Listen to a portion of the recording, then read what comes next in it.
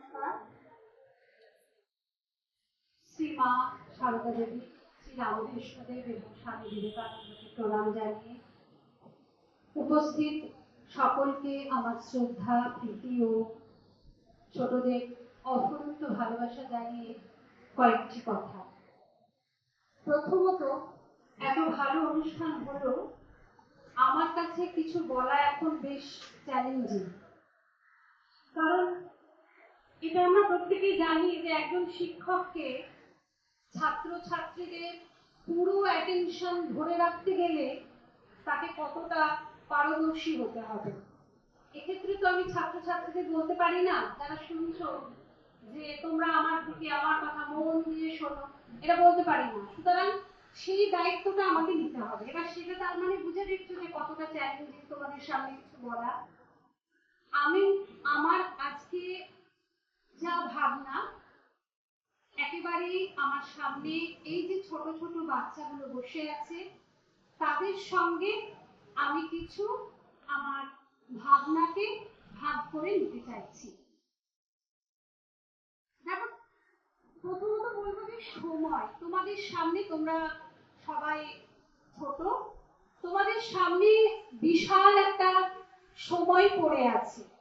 এখন আমাদের জীবনে কিন্তু টাইম ম্যানেজমেন্ট এটা একটা বড় ঘটনা। ভেবে দেখো, যে সময়টা তোমরা সকালবেলায়, আজকের সকাল কিন্তু তোমরা এই জীবনে আর ফিরে পাবে না, আমিও ফিরে পাবো না। তাহলে আমার সামনে যে বিশাল সময়টা পড়ে আছে সেটাকে আমি কি করে সৎ ব্যবহার করব, এই ভাবনাটা আমাকে রাখতে হবে। তোমরা 20-25 বছর আগে যদি তাকিয়ে দেখো, দেখবে সমস্ত কিছুতে পরিবর্তন এসেছে। সে টেকনোলজি, মেডিকেল সায়েন্স, তোমার সমাজ, আমাদের ইকোনমি, লিটারেচার, এমনকি মানুষের কথা বলার ভাষাতেও পরিবর্তন এসেছে। আগে আমরা দেখবো শুদ্ধ বাংলায় হচ্ছে, তারপর এখন দেখবো হিন্দি মিশছে, ইংরেজি মিশছে, তাতে গেল রব তোলা কিছু নেই, কিন্তু এভাবেই একটা ভাষাও দাঁড়িয়ে যায়। তো ফলে এই পরিবর্তনটাকে আমরা কেমন করে গ্রহণ করব, এটা খুব গতানুগতিক প্রশ্ন। যে এই পরিবর্তন সবকিছুরই ভালো দিক আছে, মন্দ দিক আছে, না সেদিকে যাব না। আমার মনে হয় আজকে এই যে আলোচনা হলো, প্রথম এই অনুষ্ঠান যখন শুরু হলো একটা শব্দ দিয়ে, চেতনা। এই চেতনাটা আমাদের বড় দরকার। এটা যদি আমাদের মধ্যে থাকে তাহলে আমি সময়কে কি করে ব্যবহার করব সেই বোধটা আমার মধ্যে তৈরি হবে। আমি একটা গল্প বলি। সৈয়দ মুস্তাফা আলী তার একটা প্রসঙ্গে লিখছেন, এখন তোমরা যারা বাচ্চারা বসে আছো, কেউ কখনো মাছিকে মারতে পেরেছো? ও দেখো হাত তুলেছে। তাহলে মাছিকে কিন্তু কয়েকজন পেরেছে, যারা পেরেছে তাদেরকে বলতে পারি তারা জিনিয়াস। অথবা সেই মাছিটা হয়তো একটু অসুস্থ ছিল, তাই না?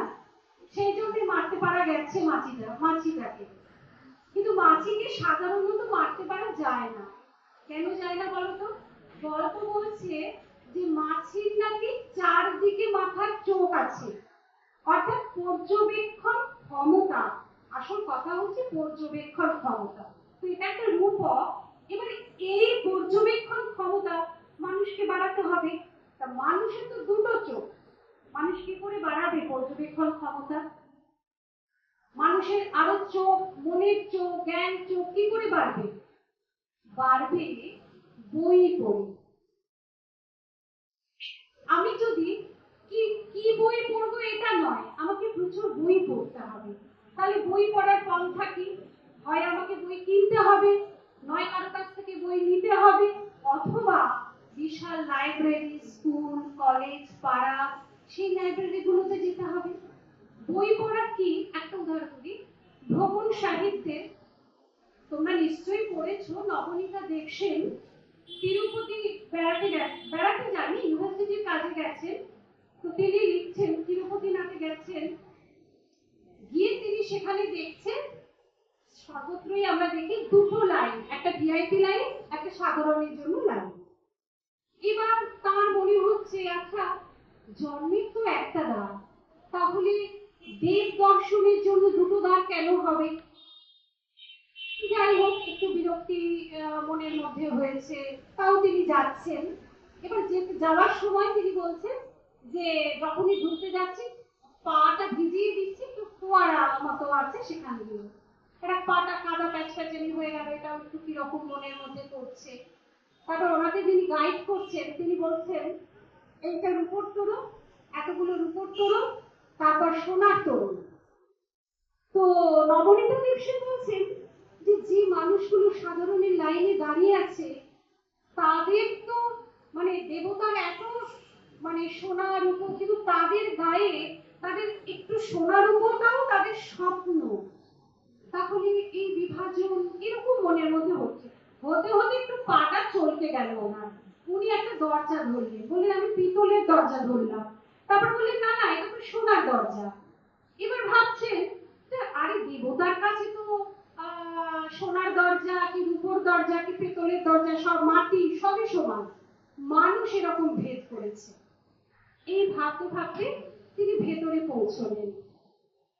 এবার ভেতরে যখন পৌঁছলেন, অন্ধকার ঘর, বলছেন যে কিছু এত বড় চন্দনাকা, হাতে গয়না, পায়ে গয়না, কিন্তু তার মধ্যে থেকে একজন পেছন থেকে ডেকে উঠল গোবিন্দ গোবিন্দ। অসাধারণ লিখছেন, দয়ের পর দুটো ও এবং পরের শব্দটা লিখছেন গোবিন্দ। এই যে অন্ধকার ঘর থেকে মনে হচ্ছে কোন রাখাল বালক এইভাবে চেঁচিয়ে উঠছে, যেন আমাদের না বলছেন কোন সন্তান হারানো চিৎকার নয়, এটা এটা হচ্ছে আমাদের স্বকীয় নিজের সত্তা হারানো চিৎকার, আহ্বান। আমি যাইনি তিরুপতি। আবার নবনীতা দেবসেন লিখছেন আমি আবার ভেতরে গেলাম, তখন আমি কিছুই তো দেখা যায় না, ঠোঁটটা দেখে তখন যেন বালাজি বলছে তোমাকে ফিরে ফিরে আসতে হবে, তুমি কি করে ভুলবে আমার দুষ্টু মিষ্টি হাসি। তাহলে না গিয়ে আমি ওই জায়গার অনুভব করলাম কি করে? করলাম বই পড়ে। সুকান্তর একটা কবিতা আছে আগামী, সুকান্ত ভট্টাচার্য, তোমরা অনেকেই পড়েছো, যেখানে বলছে কি একটা অঙ্কুরিত বীজ প্রথমে চারা গাছ হবে, তারপর বনস্পতি হবে। তাহলে তোমরা এই যে যারা বসে আছো তোমরা তো চারা গাছ, তোমরা ধীরে ধীরে বড় হচ্ছ, তোমরা তো আশ্রয় দেবে বিভিন্ন ভাবে, বিভিন্ন পরিপ্রেক্ষিতে মানুষকে তো তোমরাই আশ্রয় দেবে। আমাদের প্রাক্তন রাষ্ট্রপতি, আমি একেবারে কোনো বইয়ের কথা নয়, একেবারে নিজের অভিজ্ঞতা যেমন করে ভেবেছি তেমন করে বলছি। ধরো আমাদের প্রাক্তন রাষ্ট্রপতি এপিজে আব্দুল কালাম, তোমরা মানে তার এই কথাটা প্রায় প্রবাদ বাক্যের মতো, তোমরা প্রায় সবাই জানো যে যা আমাকে ঘুমোতে দেয় না তাড়িয়ে নিয়ে বেড়ায় সেটাই স্বপ্ন, যা আমি ঘুমিয়ে ঘুমিয়ে দেখি সেটা স্বপ্ন নয়। তাহলে স্বপ্ন কোনটা? কি বলতে চাইছে? আমার একটা সুনির্দিষ্ট লক্ষ্য থাকবে। দুর্যোধনেরও তো লক্ষ্য ছিল, পাণ্ডবদের আমি সুচাগ্র মেদিনী দেব না, সেই লক্ষ্য না। আমার একটা সুন্দর শুভ লক্ষ্য থাকবে, যে লক্ষ্যের দিকে আমি এগিয়ে যাব, বনস্পতি হয়ে উঠব, আশ্রয় দেব। আমার পারিপার্শ্বিক, আমার বাবা মা, আমার শিক্ষক শিক্ষিকা আমাকে সাহায্য করতে পারে, কিন্তু সেই সুন্দর লক্ষ্যের দিকে পৌঁছানোর দায় কিন্তু আমাদের। আমাদের এই লক্ষ্যের দিকে পৌঁছতে গেলে পুঁথিগত শিক্ষা তো অবশ্যই দরকার, কিন্তু শুধু পুঁথিগত শিক্ষায় ওই যে শব্দটা চেতনা চৈতন্যময়ী, ওই জায়গায় পৌঁছানো যাবে না। তোমরা অনেক সময় দেখবে রাস্তাঘাটে হয়তো শিক্ষিত মানে ডিগ্রি তো শিক্ষিত বলবো না সেই অর্থে, একটা মানুষকে অপমান করে বসছে, সে ভেবে নিচ্ছে আমি অনেক দূর পড়াশোনা করেছি ফলে আমি মানুষকে অপমান করতে পারি। কিন্তু মনে রাখবে শিক্ষার প্রথম প্রধান গুণ হচ্ছে বিনম্র বোধ। আমাকে বিনম্র হতে শিখতে হবে, আমাকে সেই জায়গায় পৌঁছতে হবে, আমাকে সৎ হতে হবে। কোনো অবস্থাতেই আমরা অন্যায়ের পথে যাব না। আচ্ছা, এই যে বলছি যে ধরো এত সুন্দর অনুষ্ঠানের পর কথা শুনতে বেশি ভালো লাগে না, আমি খুব সংক্ষেপে ছোট ছোট করে বলছি। ধরো একটা উদাহরণ দিই, যে আমরা শুধু বই পড়েই শিখবো তো হতে পারে না, আমাদের আরেকটা পদ্ধতি আছে শেখার, সেটা হচ্ছে সামাজিক পদ্ধতি। আচ্ছা, তোমরা প্রতিদিন বাড়ি থেকে স্কুলে আসো, স্কুল থেকে বাড়ি যাও, কিন্তু তোমরা যদি বাড়ি গিয়ে একটা ডায়েরি লেখো প্রতিদিন স্কুল থেকে বাড়ি আসার পথে কি দেখলে, আর বাড়ি থেকে স্কুল থেকে মানে বাড়ি থেকে স্কুল, স্কুল থেকে বাড়ি, তোমরা দেখবে তোমাদের লেখা বদলে যাবে। তোমরা কি লিখবে? তোমরা তো এখানে মন্দির, ওখানে চায়ের দোকান, ওখানে একটা বড় বাড়ি, এরকম প্রথম দিন লিখতে পারো, রোজ তো লিখবে না। কি লিখবে? লিখবে ওই রাস্তার দুপাশে কি ঘটছে। কোনোদিন হয়তো দেখলে চায়ের দোকানে তুমুল একটা আলোচনা হচ্ছে, কোনোদিন দেখলে আমাদের দেশে এমন কিছু ঘটেছে সব উচ্ছমান, কোনোদিন দেখলে সেই চায়ের দোকানে একটা জন্মদিনের কেক কাটা হচ্ছে, কোনোদিন দেখলে সেখানে একটি লোক একটা কুকুরকে খাওয়াচ্ছে। তাহলে এই যে পর্যবেক্ষণ ক্ষমতা, এটা কিন্তু তোমাদের বাড়বে। এটা আমি বেশ দায়িত্ব নিয়ে বলতে পারি, তোমরা যদি প্র্যাকটিস করো এই লেখাগুলো, এগুলো কিন্তু বড় দরকার। একটা একটা গল্প বা ঘটনা বলছি, আমার নিজের অভিজ্ঞতায় আসা। ধরো অনেকেই বাসে করে স্কুল কলেজে যায়, তো একটি লোক বসে আছে এবং ভিড়ের মধ্যে আর একজন ব্যক্তি খুব হন্তদন্ত হয়ে ঢুকে পড়ল এবং যিনি দাঁড়িয়ে আছে তাকে ধাক্কা দিল। দুজনের প্রচন্ড ঝগড়া, এবং যিনি বসে আছে তিনি আবার আরো তারস্বরে চেঁচিয়ে বলছেন, আরে মশাই একটু থামুন না, তার সবে বাড়ি থেকে ভাত খেয়ে বেরিয়ে একটু জীবনী এসেছে, একটা সিট পেয়েছে। তাহলে এবার বলো তো এদের মধ্যে কি সাইকোলজি প্লে করছে? তিনটে মানুষ পাচ্ছি, একজন বসে আছে, একজন দাঁড়িয়ে আছে, আর একজন ভেতরে হন্তদন্ত হয়ে ঢুকে যাচ্ছে। কোন ঘটনা থাকলে, মানে ঘটনা না, কোন স্বভাবটা থাকলে হয়তো এই ঝগড়াটা হতো না?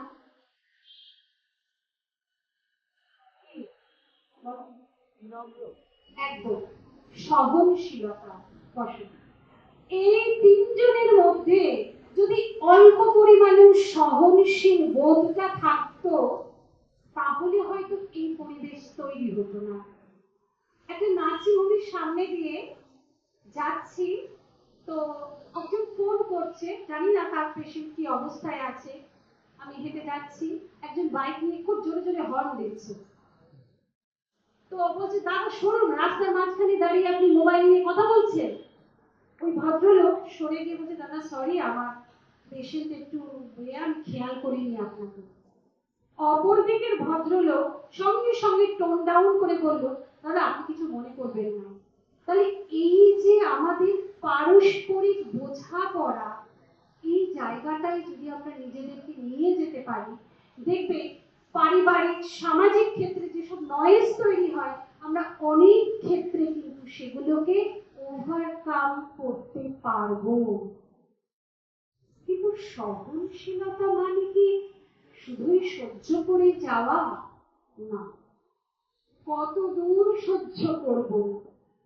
ক্ষমা যেটা ক্ষীণ দুর্বলতা, সেইখানে যেন আমি আমার সত্য কথা যেন আমি বলতে পারি, আমার খড়গ যেন সেখানে জ্বলে ওঠে। ফলে আমি দুর্বল বলে ক্ষমা এটাকে একটা আড়াল ধরলাম না, না তা করলে হবে না।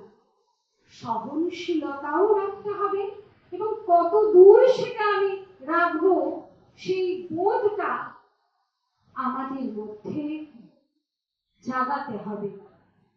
তোমরা হয়তো বলতে পারো যে ম্যাডাম এগুলো তো আপেক্ষিক ব্যাপার, এই আপেক্ষিকতা নিয়ে কি জীবন চলতে পারে?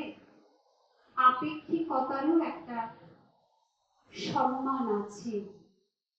আপেক্ষিকতা আমাদেরকে অনেক কাণ্ডজ্ঞানের সাক্ষী করে তোলে। আমাদের জীবনে একটা প্রধান অভিভাবক বলতে পারি আমরা কাণ্ডজ্ঞান। কখন কিভাবে কি পরিস্থিতিতে কি আচরণ করব সেটা কিন্তু আমাকে কাণ্ডজ্ঞানই শিখিয়ে দেবে।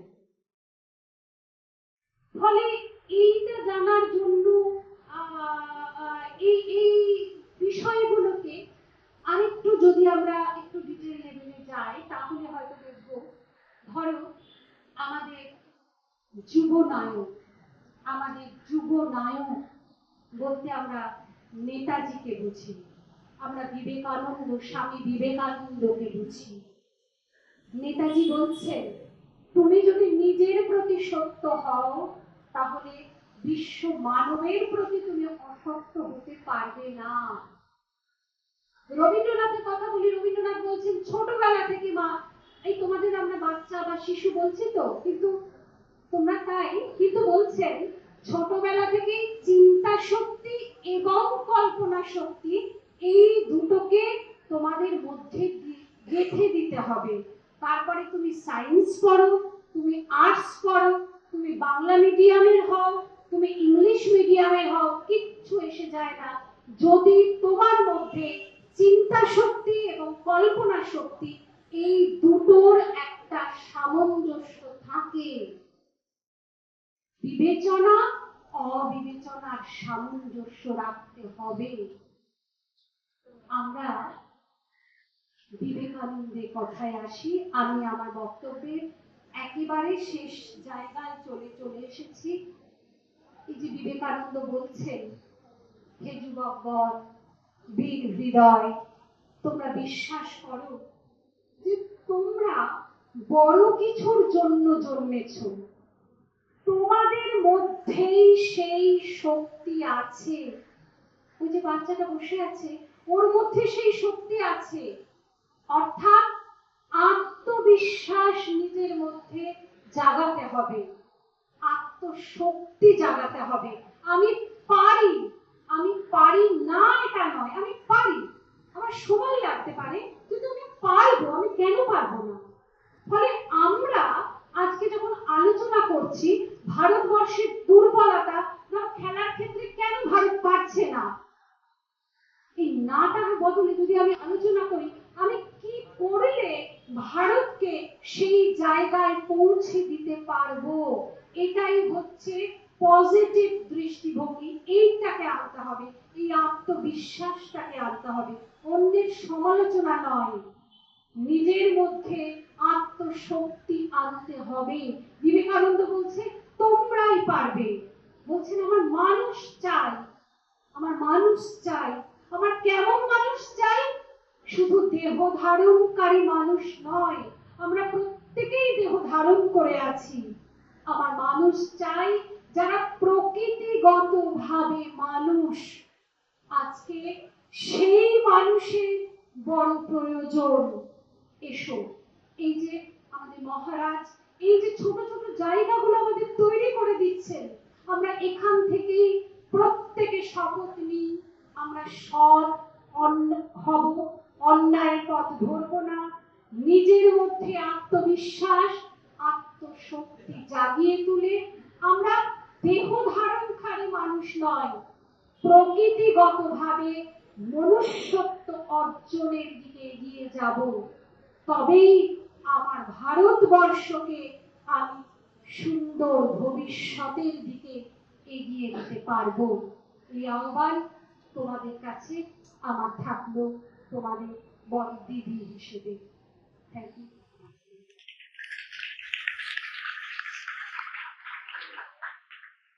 আজকের অনুষ্ঠানের প্রধান অতিথি অধ্যাপিকা সুতপা মুখোপাধ্যায়।